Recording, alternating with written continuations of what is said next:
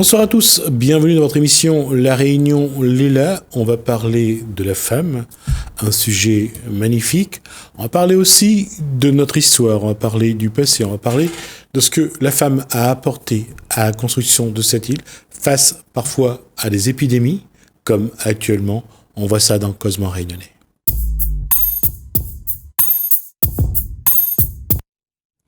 Céline Ramsamy-Jancon, bonsoir. Bonsoir. Vous êtes professeur d'université ? Chargée d'enseignement. Voilà, chargée d'enseignement à l'Université de La Réunion. Et professeur aussi dans le secondaire. Oui. Et vous êtes également, donc, vous avez aussi participé à cette conférence il y a quelques jours. Tout à fait. Donc, et vous avez parlé de... Alors moi, je vais parler du thème que j'ai traité. J'ai donc fait une conférence titrée « Les femmes et le temps des épidémies, agir et conserver la mémoire ». C'est le titre de la conférence ou Alors ça, c'est le titre de ma conférence, puisque j'ai adapté un petit peu la conférence par rapport au dernier livre que j'ai publié récemment. Donc c'est soigner, prier, s'adapter, la Réunion face au choléra de 1859. Voilà. On va juste rappeler cet épisode. Ça a touché toute la Réunion. Oui, c'est un épisode de pandémie mondiale qui a touché également la Réunion et qui donc a concerné notre île durant plusieurs mois. D'accord, c'est Notre-Dame de la Salette qu'on voit Oui, c'est Notre-Dame de la Salette, puisque nous en avons profité, moi et ma co-autrice, Jeanne-Emmanuelle Monnier, qui est également docteur en histoire, pour faire un lien avec un patrimoine très populaire ici à La Réunion. C'est le sanctuaire de Notre-Dame de la Salette et la dévotion qui est née à partir de cette date. Alors, je vais juste rappeler qu'il y a une Dame de la Salette à Sainte-Marie, il y en a une donc à Saint-Leu, et que alors, juste pour résumer, Céline Ramsamy-Jancon doit me corriger si je dis une bêtise, le prêtre avait juste dit, si le choléra épargne Saint-Leu, il érigerait donc un endroit pour la Vierge. C'est presque ça. C'est presque ça, je vais le dire. D'accord. Alors, je vous laisse le faire. Alors, samedi dernier, effectivement, j'ai participé activement à l'organisation de ces conférences, puisque j'avais rencontré Madame Isabelle Waro, d'ailleurs, qui est aussi autrice, et nous avions discuté sur ce thème récurrent de la problématique des femmes qui font de la recherche ou qui écrivent, mais qui disposent de très peu de moyens pour se faire connaître, en fait, et pour faire connaître leurs publications. Et donc, j'ai pensé à ce moment particulier, dans le cadre de la Journée de la femme, de proposer quelques thématiques sur ce thème-là. Et donc, plusieurs femmes, autrices, chercheuses, ont contribué en présentant leurs recherches. Voilà.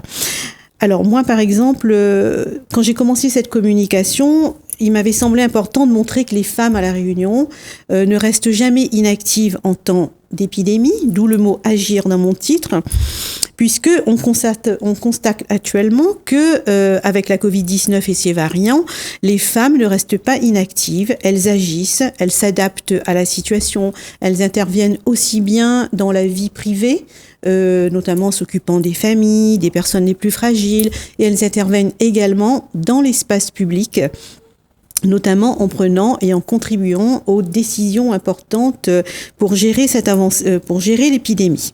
Alors bien sûr, aujourd'hui, mon objectif n'est pas de faire le bilan de cette épidémie puisqu'elle n'est pas terminée, ce n'est pas forcément mon rôle, il est bien trop tôt, mais je souhaite donc revenir sur un épisode qui a touché notre île en 1859, qui est l'épidémie de choléra et qui a marqué très durablement et jusqu'à nos jours les mémoires de La Réunion.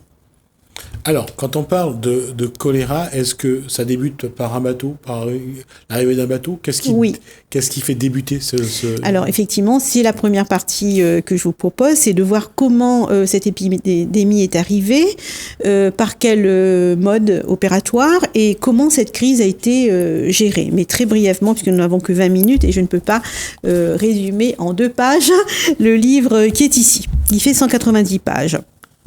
Alors, il faut savoir qu'au XIXe siècle, le choléra, ou choléra morbus, eh bien, c'est le mal du siècle. D'où est-ce qu'il est né ? Il est né, son berceau, c'est l'Inde. C'est donc une région géographique qui est très proche de la nôtre. Et tout au long de ce siècle, plusieurs épidémies se produisent. La France, par exemple, est touchée plusieurs fois. En 1832, vous avez eu à peu près 100 000 personnes qui sont mortes en France, dont 20 000 à Paris.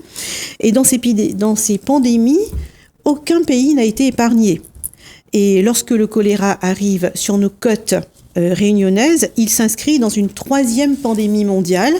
Il faut savoir que juste avant 1859, Maurice avait été aussi frappé de manière violente en 1854 et que par rapport à cela, eh bien, des leçons avaient été tirées. Les Réunionnais pensaient savoir gérer l'arrivée d'une autre épidémie et en fait, elle a été tellement fulgurante qu'on a eu très peu de temps pour réagir. Avant de parler du débarquement lui-même, ça va venir, ne vous inquiétez pas, je vais juste brosser en quelques lignes le tableau de la population réunionnaise à cette période. Elle est évaluée à 200 000 habitants. Et la population est répartie entre des propriétaires, des affranchis et surtout des engagés de différentes origines, l'Afrique de l'Ouest, le Mozambique, l'Inde, Madagascar, et très peu viennent aussi de Chine et d'Océanie. Et c'est donc une période très prospère en matière d'industrie du sucre, d'industrialisation, et c'est le moment que les planteurs choisissent pour faire un appel très large à l'immigration. Alors j'en viens maintenant à l'origine de l'épidémie.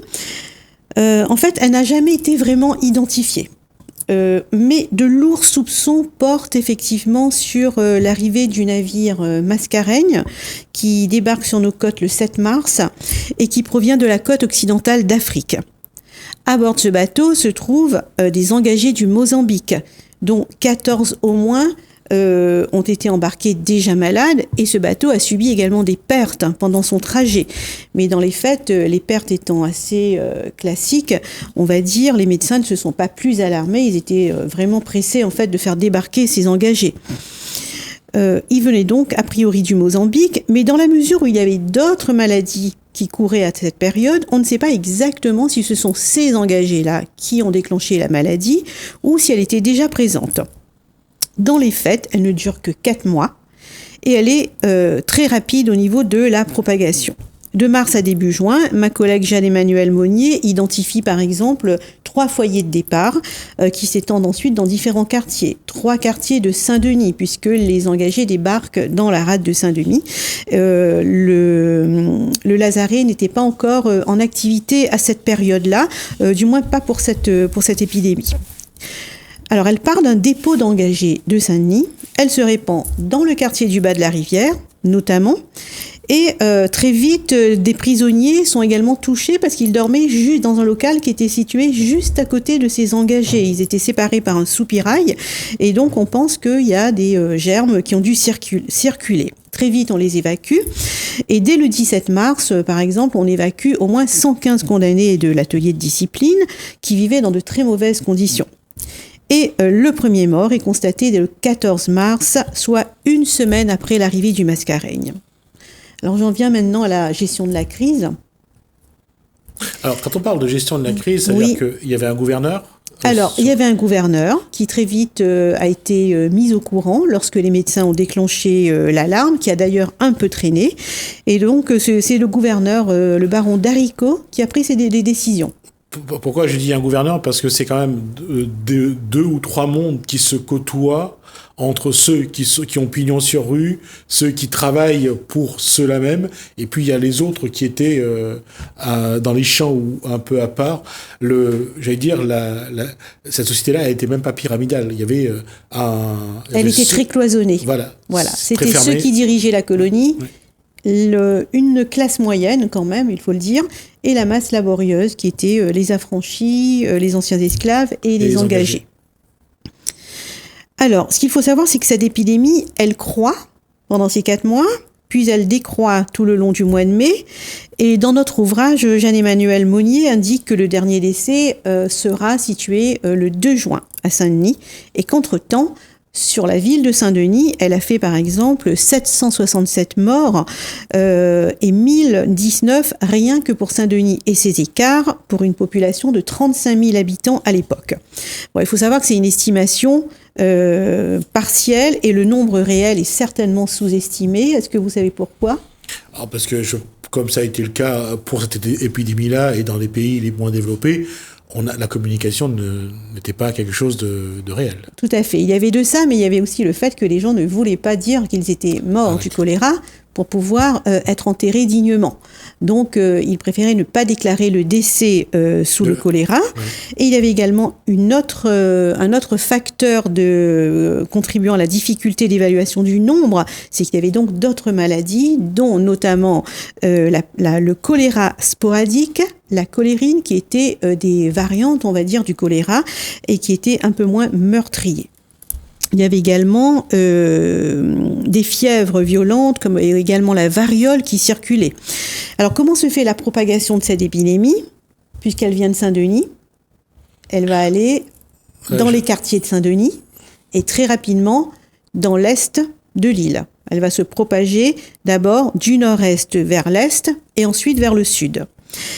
Et ce qu'il faut savoir, c'est que la maladie, elle est très mal connue à l'époque et plusieurs théories sont élaborées par les dirigeants de la colonie. On ne sait pas si c'est dû aux différentes ethnies qui ne supportent pas ce mal, ou bien est-ce que c'est sociologique, ce sont les pauvres qui meurent plus vite.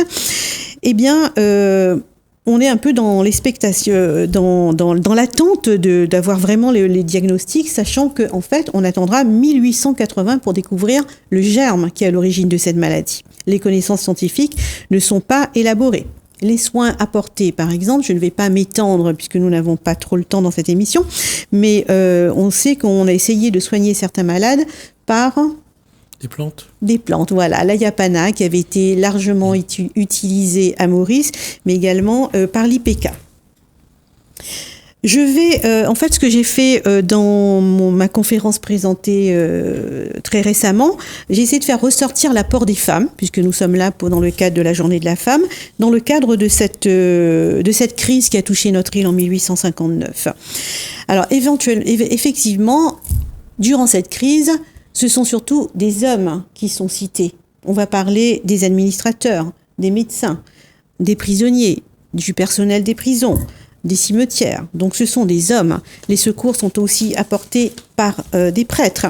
Et alors, qui sont les femmes ?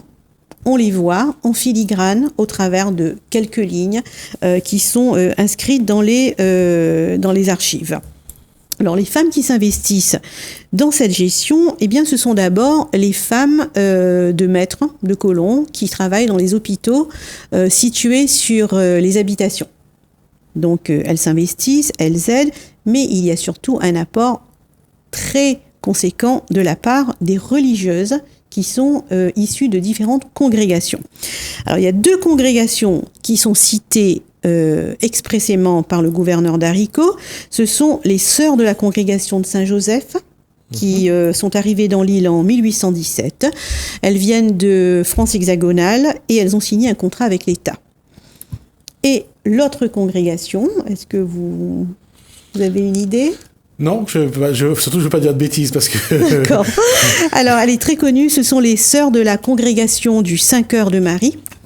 D'accord. Okay. Vous alliez le dire, qui était fondée par Aimée de Pignolet de Fresnes, qui est donc une jeune créole qui, dès le début du XIXe siècle, a pour ambition de tout quitter, de quitter sa famille aristocratique pour fonder cette œuvre. Et elle recrute essentiellement parmi les couches sociales pour fonder sa congrégation. Et donc, elle prend le nom de Marie-Magdeleine de la Croix. Alors, ces recherches, elles ne viennent pas forcément de moi. Là, je m'appuie sur les recherches de Prosper Ève, qui a publié un ouvrage très conséquent sur cette congrégation, du torchis à la pierre. Voilà. Donc, vous pouvez vous y référer pour avoir plus d'informations. Et alors, est-ce que vous avez une idée des personnes qui sont recrutées ? Non, j'allais dire, leur congrégation, c'est situé à Saint-Denis ? Au départ, elles sont à la ressource à Sainte-Marie. D'accord. Puis elles s'étendent et elles s'installent notamment à la Providence. Où il y a toujours une... Voilà, exactement. Il y a un petit musée d'ailleurs où l'histoire de cette congrégation est retracée. Ouais. Alors il faut savoir qu'à cette période, à La Réunion, rejoindre les ordres, eh bien, c'est un honneur. Les candidates doivent faire peur d'une grande probité. Et surtout que à cette époque-là, l'Église voulait quand même que les gens qui les rejoignent, c'était pas non plus des gens issus de classes sociales trop modestes. Alors, détrompez-vous, justement. justement, Aimée de Pignolet va demander, voilà, la donne va changer. Elle va vouloir intégrer justement des personnes qui sont issues des couches défavorisées, notamment les anciennes esclaves, les affranchis, parce que les personnes qui sont dans un milieu social favorisé, elles ne veulent pas forcément vivre dans des conditions aussi austères et aussi dures. Qu'est-ce qu'elles font, ces femmes-là, par exemple? Il faut le savoir, elles lavent, elles repassent, elles font la cuisine, elles vont chercher de l'eau et du bois, elles travaillent la terre, elles font de la maçonnerie et elles font aussi, elles accueillent des enfants pauvres. Oui. Elles vivent de donations, elles éduquent des vers à soie, elles cultivent le café, le coton et elles fabriquent des sacs de Vacois. Alors j'en reviens maintenant à l'épidémie. Il faut savoir que lors de cette épidémie de choléra, elle prête main forte d'abord, très rapidement, au personnel qui est débordé dans l'hospice civil de Saint-Denis. Elles sont particulièrement exposées, car c'est un lieu de concentration où se trouvent pas moins de 150 malades. Et dès le début de cette épidémie, c'est là que sont dirigés les engagés malades du Mascareigne, ainsi que les prisonniers. Et donc, ce sont ces filles de conditions modestes qui viennent des couches les plus défavorisées qui s'occupent des malades du choléra. Je reprécise au sujet de l'information qu'on vient de dire sur l'origine sociale de ces personnes, c'est que Mère Marie-Magdeleine de la Croix considérait que, j'ouvre les guillemets, une fille ayant une petite formation professionnelle était à l'époque une fille sauvée parce qu'elle était mieux armée pour maîtriser son destin. Je ferme les guillemets. Oui, et encore une fois, la femme ne devait pas avoir une trop grande instruction par rapport à aujourd'hui. Un minimum, la femme, surtout à l'époque, chez les aristocrates et les bourgeois, on préparait la femme à se marier et non pas à devenir chef d'entreprise ou faire de la politique. Tout à fait.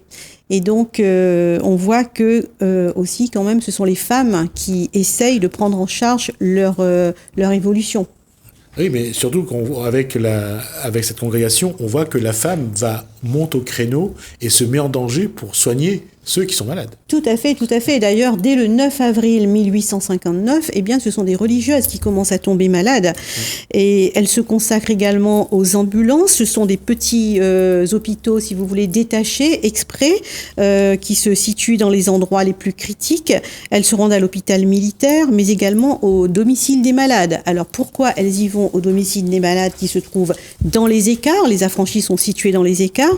Il faut savoir qu'à l'époque, les hôpitaux étaient aussi installés dans l'hôpital des habitations où avaient lieu également des punitions. C'est là que se trouvait le bloc des Noirs où avaient lieu des sévices, des punitions.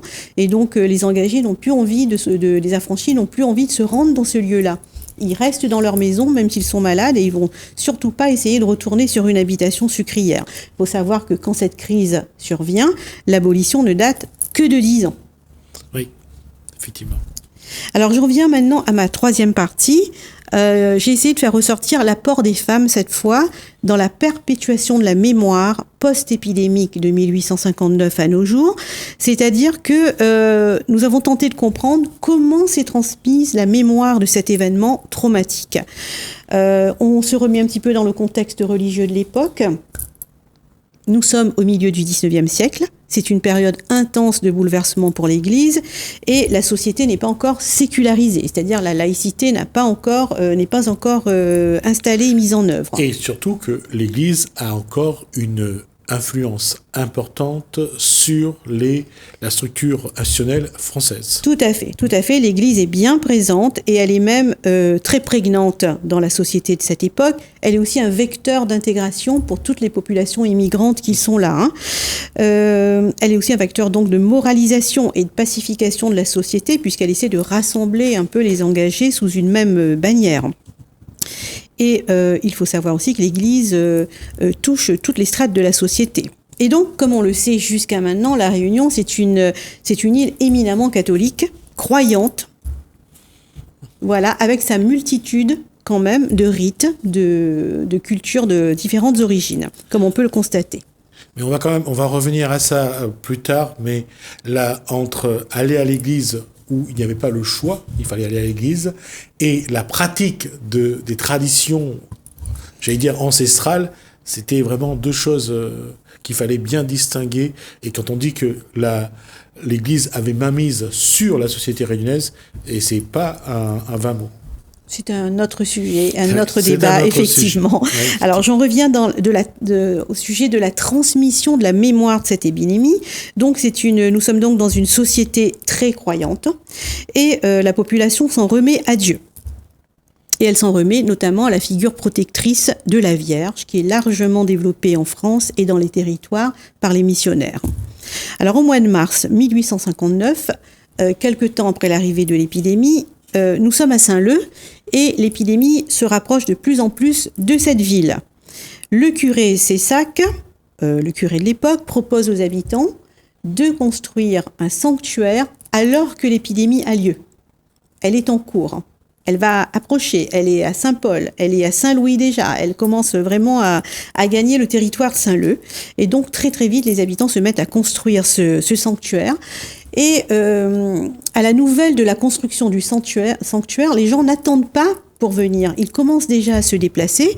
Et donc, vous avez à un moment donné 40 immigrants indiens qui quittent Saint-Denis alors qu'ils sont déjà malades et porteurs du germe. Et donc, ils prennent la route, ils arrivent à Saint-Leu. Et là, le miracle se produit. Seulement 2 d'entre eux décèdent. Et on va dire juste aussi, avant de la construction de ce site, le prêtre en question va quand même faire une promesse à Marie. C'est ce qui est écrit dans certains ouvrages. Oui, il fait la promesse à Marie, mais le sanctuaire, il se construit pendant l'épidémie. Pendant l'épidémie, oui. Voilà, pendant l'épidémie. Par contre, il y a eu un autre missionnaire qui est passé, je pourrais en parler dans une autre émission éventuellement, un autre missionnaire qui était passé 1 an auparavant, qui lui travaillait en Inde, et lui avait promis de construire la Salette en Inde. Voilà. Donc il y a cette démarche-là, et ce qui est...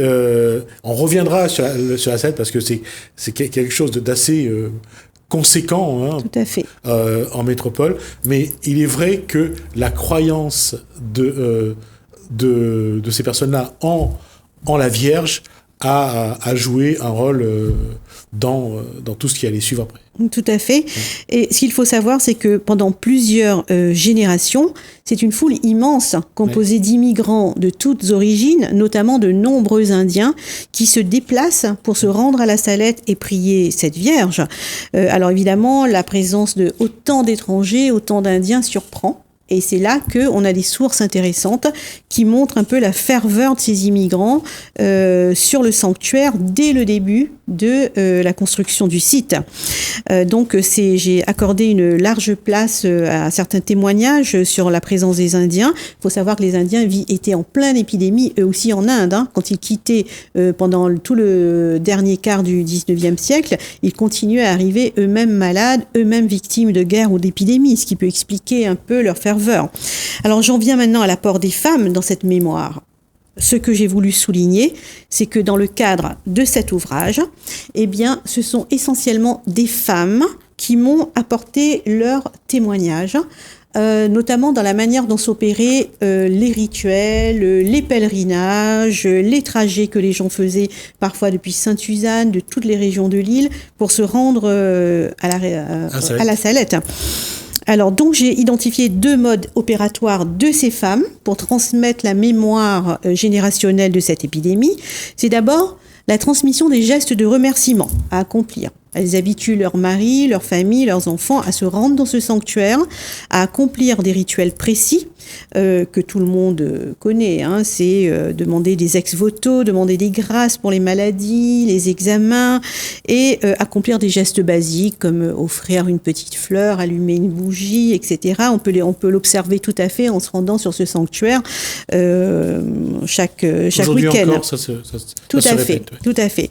Et puis il y a une autre manière de transmettre cet héritage, c'est le fait de retenir que le rôle des femmes est important dans le fait de raconter, d'expliquer l'épidémie, de parler aux enfants de la Salette, de leur dire de quoi il s'agit, et puis de transmettre cette espèce de ferveur un peu mystique que les enfants ressentent, mais dont ils ne connaissent pas forcément l'origine. Et donc, on voit que dans la mémoire des événements traumatiques de l'île, mais également la mémoire des traumatiques familiales, mais aussi la mémoire des jours heureux, la mémoire des migrations, la mémoire des cultes, eh bien, ce sont les femmes qui transmettent cette mémoire en grande partie.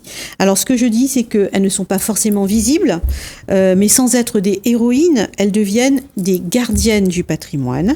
Et pour reprendre les mots qui sont souvent entendus, elles sont des médiatrices culturelles. Et donc moi, par exemple, dans le cadre de cet ouvrage, oui. Juste rapidement pour terminer, parce qu'on a déjà dépassé le temps largement. Non, terminez la phrase. Oui, je disais, dans le cadre de cet ouvrage, j'ai interrogé un très grand nombre de femmes, que je remercie d'ailleurs. On aura l'occasion de revenir là-dessus. C'est une Ramsamy Jean-Cohen, donc on va juste rappeler le titre du livre. Alors, le titre du livre, c'est « Soigner, prier, s'adapter, la réunion face au choléra de 1859 ». Merci en tout cas pour toutes ces informations. Ça a été vraiment enrichissant. Et de voir encore que combien la femme est présente, discrète, mais présente. Et merci pour ces informations-là. Je vous en prie. On va juste regarder un reportage. On se retrouve juste après. Merci.